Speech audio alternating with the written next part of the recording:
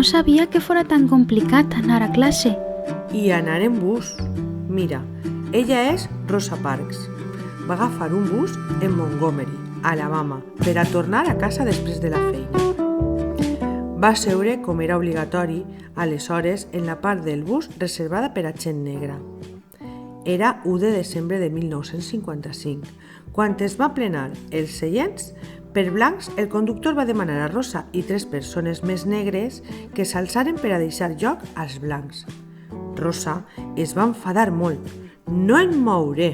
No va discutir ni es va barallar. La van obligar a baixar del vehicle i la van fer presa. Va fer que molta gent es rebel·lara, fins que un jove Martin Luther King va aconseguir acabar amb les lleis de segregació racial. Uau, que valenta!